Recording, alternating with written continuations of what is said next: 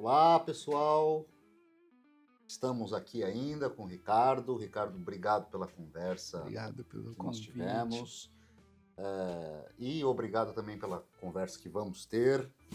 A nossa conversa primeira, o episódio anterior, foi uma delícia. Assistam que vale a pena. Mas, Ricardo, queria conversar contigo um pouquinho agora, uma questão que é muito viva em mim. Quais os rumos para a psicanálise dentro de um panorama que cada vez se apresenta mais dicotômico, cada vez mais, talvez a gente possa dizer até esquizoparanoide, onde cada vez mais o indivíduo está se tornando incapaz de lidar com objetos totais, onde, para citar aqui a fala de Sartre, o inferno são os outros. Como você acha que a psicanálise pode manter o seu lugar enquanto uma prática subversiva, sem cair nessas ciladas, sei lá, do narcisismo, da vaidade, e se manter como uma possibilidade de ser esse desfiladeiro que ecoa alguma coisa de surpreendente e de relevante e que toca tanto o analista quanto o paciente. Sim. Acho que eu queria organizar um pouquinho essa nossa conversa nesse tema, que é um tema bastante delicado, bastante espinhoso, mas que eu acho profundamente necessário. Boa. Então, ficou ecoando algumas das suas palavras aqui nos meus desfiladeiros. Rumos, né? Eu acho que eles não estão prontos. Óbvio que a gente tem essa ideia, cada analista vai ter que responder por si, cada um vai ter, mas a parte, incluindo, né, essas questões, me veio à mente enquanto você falava, acho que um Roda Viva do Edouard Louis, o escritor, né? Ele falava assim também por causa do Sartre, né? O teatro, ele foi aprisionado pela burguesia. O teatro era uma experiência pública. Sim. O teatro shakespeariano, né, a população tinha acesso. O pobre tinha acesso, o doente tinha acesso, qualquer um. Era uma experiência pública. E a burguesia foi capturando e foi enclausurando o teatro. Numa elite, uma espécie de elite pensante.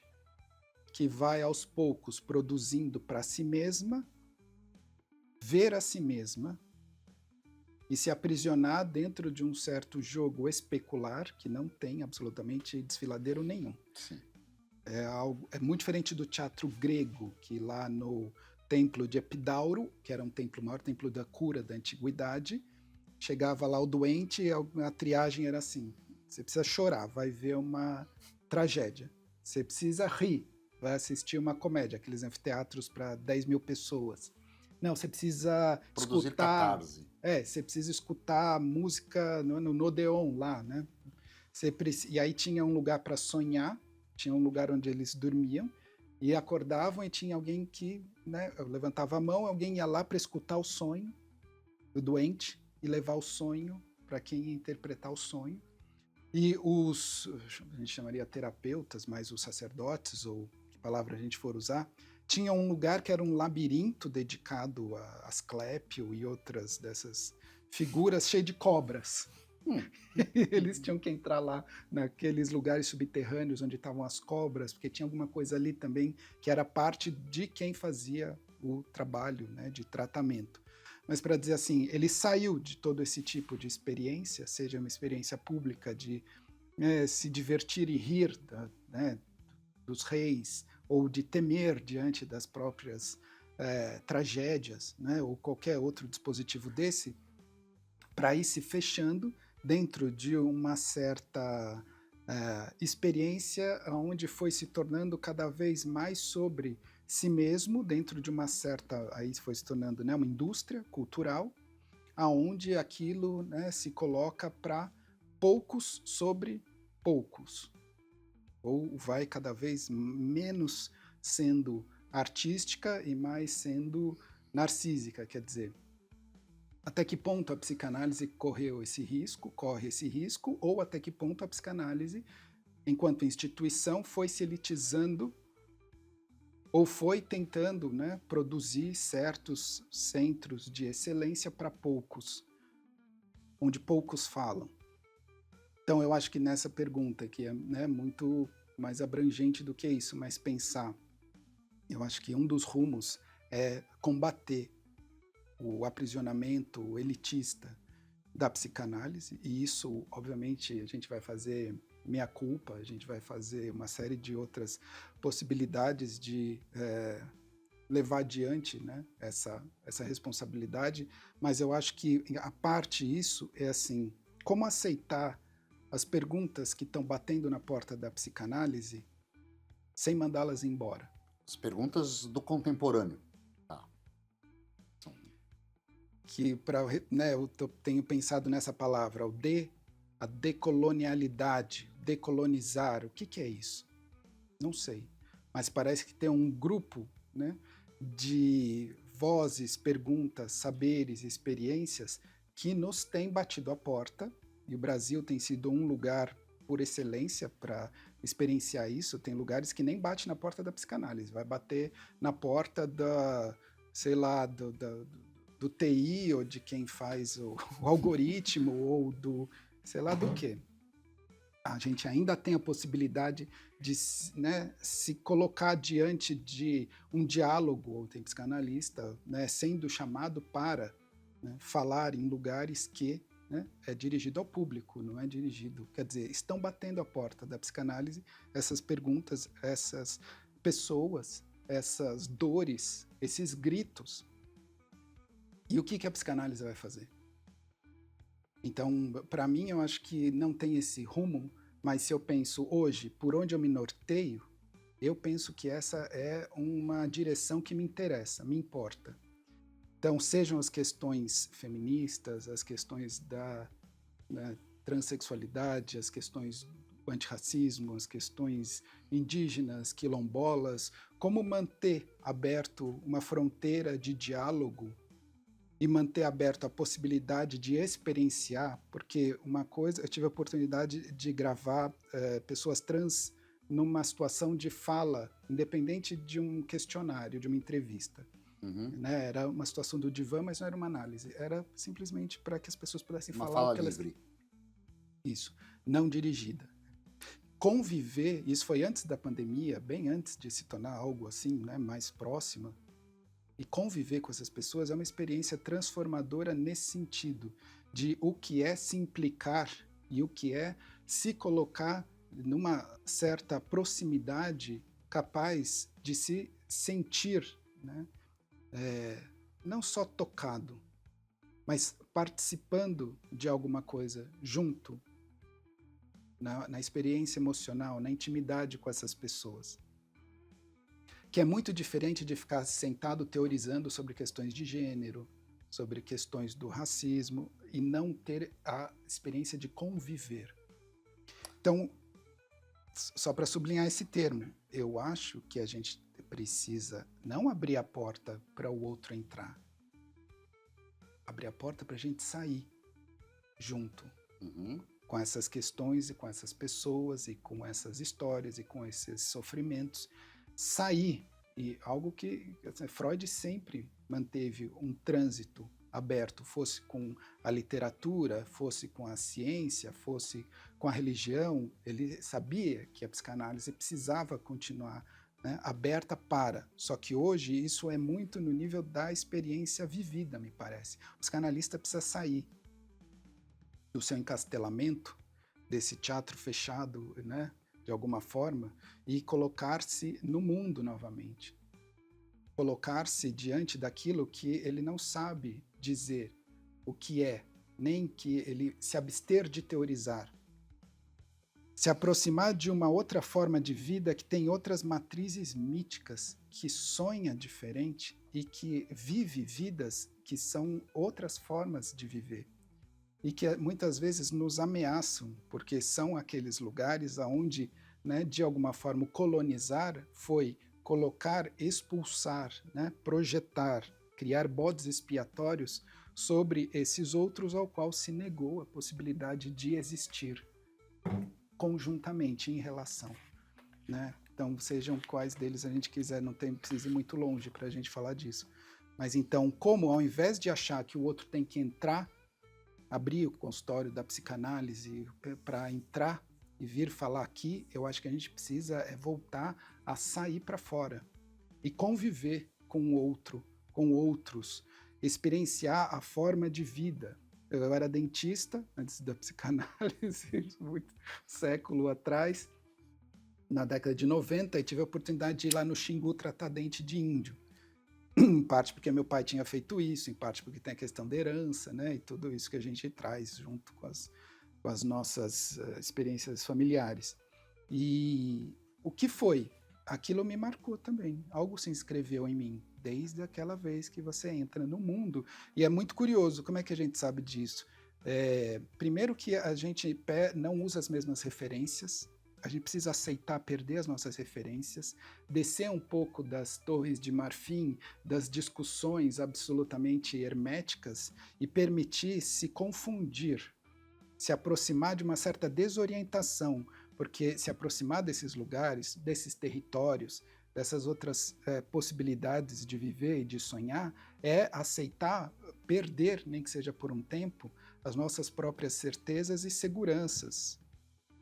E uma vez que você entra na mata com índio, você vê que o que você sabe das tuas orientações urbanas não te valem de absolutamente nada. Uhum. Aliás, tem um documentário incrível sobre as crianças perdidas na Netflix. Então, eu acho que esse não é um rumo ainda, mas é uma abertura necessária para que se a psicanálise conseguir construir rumos para se manter pulsante, viva, que em muitos lugares ela já está quase assim, né, desaparecendo das possibilidades das pessoas de fazerem análise em outros países, ou porque é muito caro, ou porque não tem, ou embora em outros lugares, a China, por exemplo, tem um interesse muito grande em formar analistas, ou no Brasil ainda tem polos, né, de procura e de pensamento, mas eu acho assim, assumir, né, que a gente sabe pouco. A gente sabe quase nada. A gente tem uma certa experiência muito aburguesada dentro de produções de autores que também trabalhavam muito em torno de uma certa clínica e que, por mais que tenham tido exceções, a gente foi se fechando dentro de um certo grupo. Eu acho que a gente pode orientar isso que você está dizendo, eu acho que em dois grandes campos. Eu acho que daí fica um pouco mais palatável para a gente seguir. Você está dizendo de um problema da formação, no sentido de uma institucionalização da psicanálise em torno de centros onde analistas produzem para analistas consumirem a própria produção, que por sua vez produzem para eles mesmos e fica um enclausuramento retroalimentativo ali, que a gente pode, até se a gente quiser ampliar um pouco aquela ideia de que psicanálise é o que eu faço a minha escola e não é psicanálise aquilo que os outros fazem, né? Eu acho que você está dizendo um pouco disso, me parece, mas também no sentido de uma certa elitização das pessoas mesmas que se interessam por se tornar analistas, pelos analistas já nomeados assim, uma espécie de uma cúpula fechada, parte de uma elite intelectual, quase numa espécie de soberba. Tem esse risco. Tá? Bom, então, me parece que você ordena seu pensamento aí por essa via, por um lado, e por outro lado, por essa outra via de que os analistas precisam se inserir no seu mundo, na sua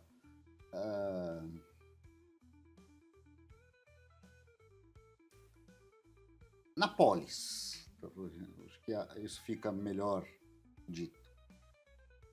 É isso, né? Tá. A primeira parte, eu acho que ela é um pouco mais, pelo menos talvez para nós, mais tranquila, pelo fato de nós temos um pouco, né, uma formação que se orienta meio que no mesmo universo, eu e você, e que a gente talvez tenha a sorte, sem ter sabido na época, de a gente estar habitando um centro que tenta ser plural, menos escolástico, mais preocupado com a subjetividade, com a individualidade, com o artesanato de uma formação em psicanálise. Agora, eu também concordo com você que os psicanalistas precisam abrir a porta dos seus consultórios, não para que venham, mas para que eles saiam. A pergunta que eu me faço, eu concordo com isso. Concordo genuinamente com isso. Mas a pergunta que eu me faço é: de que maneira um analista sai? Porque eu acho que todo mundo vai concordar com essa ideia. Pô, não, precisa. As demandas vêm, batem a porta, como você diz, coisas que são da nossa época e nós temos que nos haver com ela. Isso não é um problema para Freud. Isso é um problema para mim, para você, para os nossos colegas. Essas questões, como você falou, transexualismo, das identidades de gênero, enfim, todas essas demandas. Agora, a minha pergunta, e o que eu acho que a gente precisa prestar muita atenção, é no como se sai. E mais, sai para fazer o quê? Gostei. É importante pensar junto, né? Eu acho que já é uma forma. Isso aqui que vocês estão propondo é uma forma de sair. Sim. Porque eu acho que uma coisa é essa mais material, né? Vai se aproximar de outras formas de vida, vai viver próximo daquilo que te incomoda no mundo. Mas a outra é colocar os seus produtos, né, de alguma forma, as suas produções para circular. E nem a gente estava falando um pouco antes. O ciclo do objeto termina com a publicação. Então, isso que vocês estão propondo, né, isso que eu acho que é uma das formas de pensar essa tua pergunta. Você está saindo do teu consultório, está convidando pessoas para pensar junto com você e de circular. Isso aqui vai sair. Sim. As pessoas vão falar, que horrível, gostei, não me pertence. Né?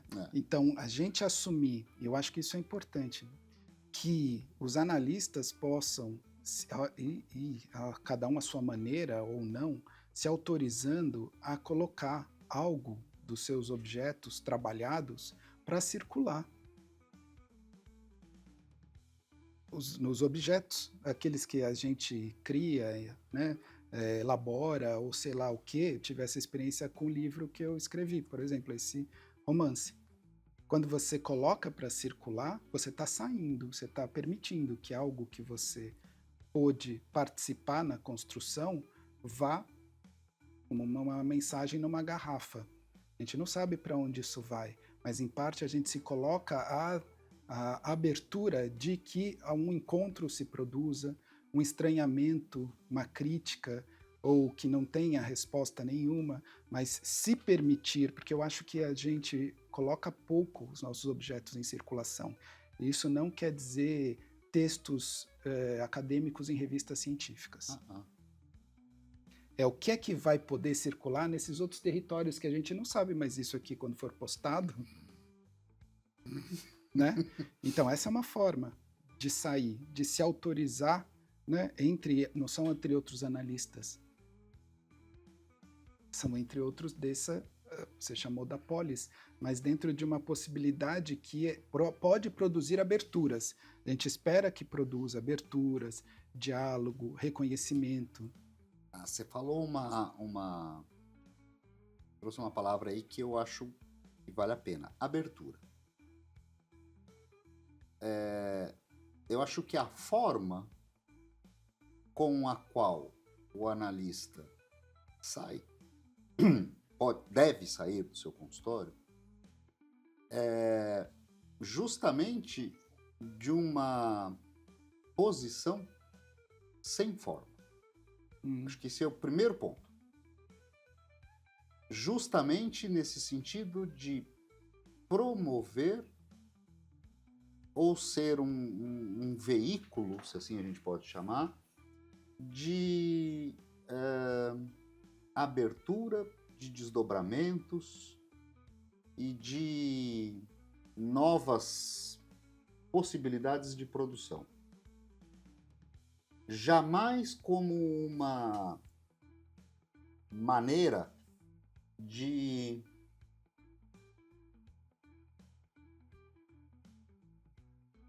como que eu posso dizer isso? Vou dizer dizendo, sem uma maneira de sacramentar qualquer que seja as posições postas. Sem dogmas. Exato, sem dogmas, me fugiu essa palavra. Sem nem dogmas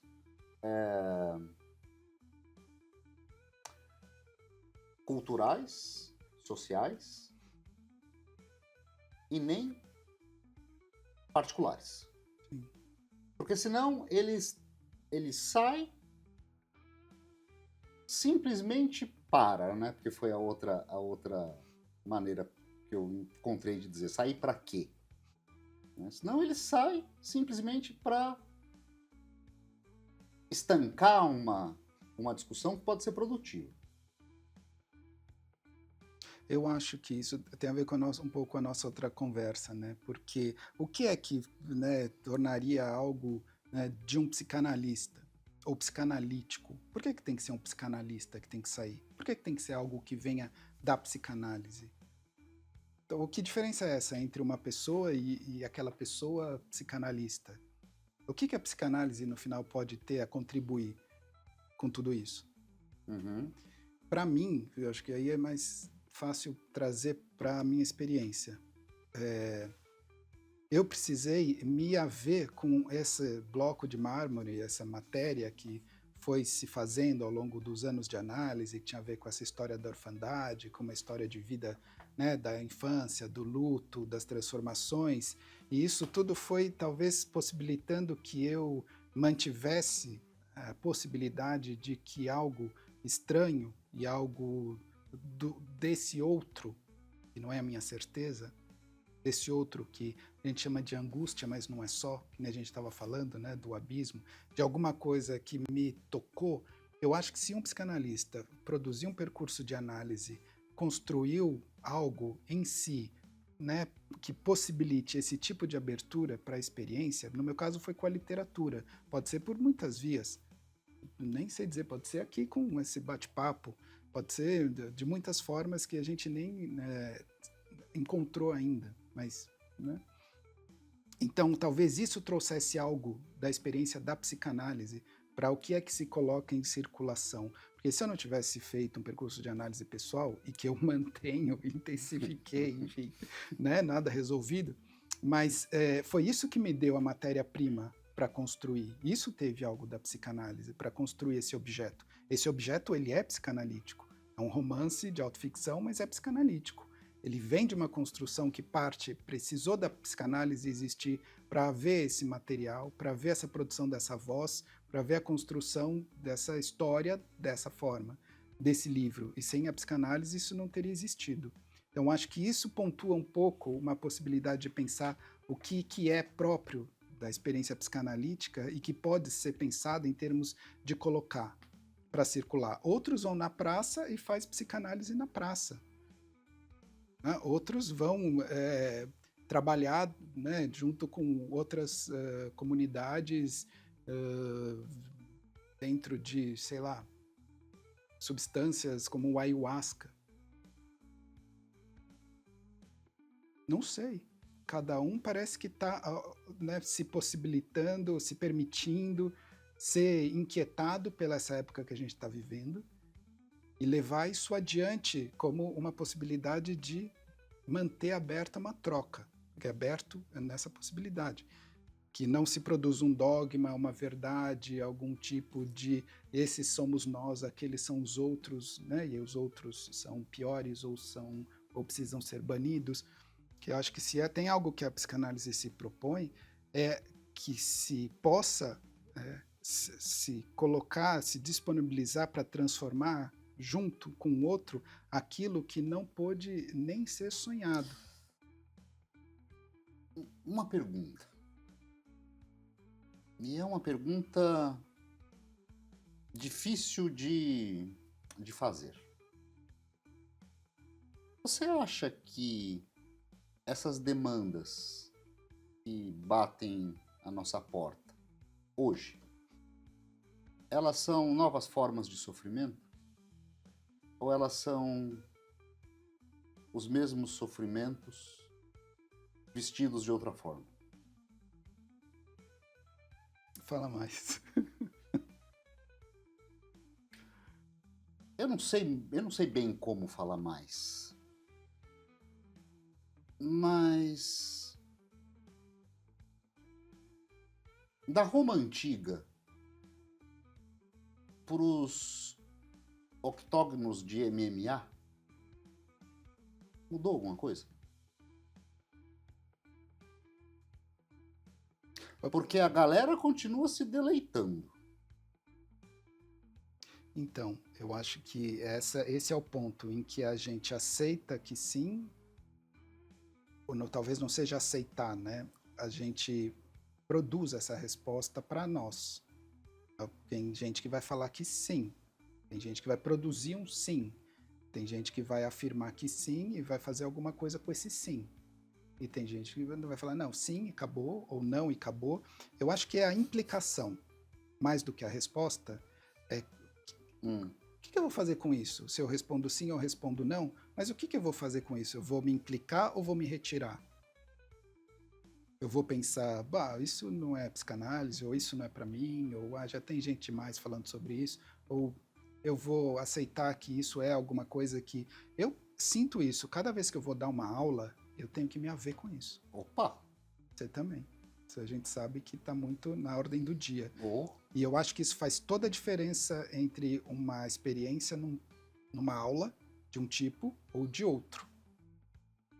É uma aula ou é outra aula, a depender de como você recebe essas batidas na porta, esses questionamentos, esses incômodos. quando a gente fez a formação, a gente não ouvia certo tipo de... Não tinha. Para mim, se eu não acolho, não escuto, não me implico, eu não consigo dar aula com isso que se produz ali, né?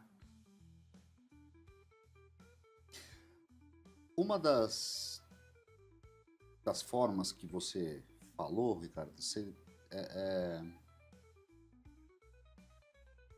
se perguntou o que seria próprio da psicanálise, né? Por que um psicanalista... Eu acho que a única coisa que é própria da psicanálise, a única, é a intenção de empreender uma busca a uma cena que não é a cena manifesta. Não estou dizendo encontrar algo da ordem... Não, é bom a gente voltar para o teatro. Do latente. Sim, Né? porque, né, uma cena, ela é uma construção que envolve muitos componentes, né? Pensando essa metáfora que veio com o Sartre do teatro, ela tem um encontro, tem um roteiro, tem um texto, mas como esse texto passa por aquelas subjetividades, por aquelas vozes, por aquela situação, é muito própria de cada um que vai viver aquilo. Então, acho que tem todos esses componentes que vão dizer, não é uma cena só no sentido de uma representação. Então, a cena no sentido da experiência. Acho que não quero ficar muito abstrato também nessa ideia. Mas, né, havia algo que acontecia naquilo que veio nessa associação com o teatro lá do centro de Epidauro. Tinha algo que acontecia. Freud se perguntou isso também, outros analistas se perguntam isso também. O que é o catártico? O que é essa experiência? Que cena é essa? Não acho que seja voltar para a catarse, mas parece que tem alguma coisa nessa possibilidade de vivenciar, não é só assistir, mas vivenciar essa cena. E isso toca o outro ponto que você traz, que é o da formação, que nunca tem fim, né? Então, o que é poder vivenciar essa cena, em busca de essa cena, sem esse outro ponto, né, que a gente falou no intervalo, sem se barbarizar, sem se omitir, sem o escândalo, sem desistir, sem atuar nesse sentido de né, a resposta está pronta, ou isso não, né, não pode ser objeto do nosso trabalho, qualquer forma, né? Óbvio que a gente tem limites, mas isso é muito próprio da psicanálise. Então, a gente está sempre, se há análise, implicado. E isso... Mas implicado a quê? Ou implicado no quê? Teria muitas horas de conversa, né, para falar sobre isso. Tentar arriscar um chute de longe, eu acho que essa experiência do reconhecimento do outro, enquanto outro. Não enquanto minhas projeções, não enquanto o que é que eu vou fazer com, né? Na experiência radical da alteridade, isso é muito desafiador. Isso acho que, assim, dia a dia, sessão a sessão, é próprio da psicanálise, manter a possibilidade de reconhecer que há uma diferença que a linguagem não ultrapassa, não abrange. Que isso, né, não abrange isso que a gente está falando, né? Que não mata a pergunta, né? Que não impede que aquilo seja colocado dentro de mim, né? Para ser sonhado, algo que não possa ser sonhado. E você acha que a gente está fazendo isso? A gente... Quem? A gente, psicanalistas. Não sei. Não acho que tenha uma... Bom, não dá para responder de modo... Eu acho que tem uma chance da psicanálise se aterrorizar com seus próprios pesadelos e desistir de sonhar. Bom, mas aí desistir de sonhar é desistir de qualquer possibilidade de manifestação disso que eu tô chamando de uma outra cena. Exatamente. Aí, E bom, tem essa possibilidade. aí acabou. Ela está acabando em muitos lugares do mundo. Então, essa pergunta é fundamental. Como é que nós, né, levamos adiante? Cada um. Então, eu acho que é engraçado como que esses assuntos, eles estão fazendo parte das discussões. Há um tempo atrás teve o Laerte com a gente e a gente conversava mais ou menos disso, e ele dizia da fala da Roudinesco, que a psicanálise na França tá morrendo, mas que estranhamente no Brasil, na América Latina, na Argentina, ainda tem interesse das pessoas em fazer uma formação em psicanálise, tal. E eu me lembro que eu falei, e depois eu fiquei refletindo sobre isso que eu falei. Eu acho que a psicanálise corre o risco de morrer na medida em que cada vez mais a nossa sociedade ela continuar perdendo a capacidade e a condição de refletir de um modo de falar pro desfiladeiro. Boa. Tem muito a ver com... Eu tenho pesquisado, trabalhado a obra da Lu Andréa Salomé. E ela tem um texto que é o Narcisismo, de dupla direção do narcisismo. Porque quando ela vê aquele jovem debruçado sobre o lago, né, diante da comoção com esse outro que não reconhece como outro, ela está dizendo, não é só um espelhamento que está acontecendo ali. Tem uma forma de ver essa cena como um olhar em direção ao infinito. Uhum. Como o desfiladeiro. Como esse outro lugar que está, para o Spinoza vai falar, na natureza, Deus é a natureza. Né? Alguma coisa que está nesse ponto ao qual não se trata mais de uma questão narcísica. O lugar é o mesmo. Sim. Mas a perspectiva, isso que a gente estava falando, é outra. Você falou, né? Não é só o espelhamento que tá, é um esvaziar-se num vazio. O desfiladeiro, emitir um som em direção Pois ao é, mas desfiladeiro. aí a gente volta. Cadê o anteparo? Então, a gente não sabe se existe ou não. Alguns vão viver a vida inteira e vão falar assim, isso não existe, eu nunca vivi isso. Outros vão falar assim, isso, puxa, que incrível, eu nunca tinha pensado dessa forma, sabe que isso aconteceu comigo? A gente não sabe. Se alguma coisa pode acontecer ou não, vai depender daquele grupo de músicos, cantores, pegarem aquela cabra, inventarem um concurso, e lá, quem é que inventou cantar para o desfiladeiro? Bom.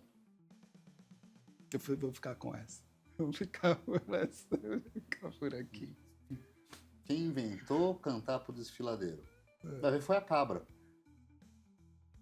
Eu acho que tem um retorno do que era o bode expiatório no deserto. Mas essa é Obrigado, Marcelo. Tá certo, gente. Obrigado. A gente segue.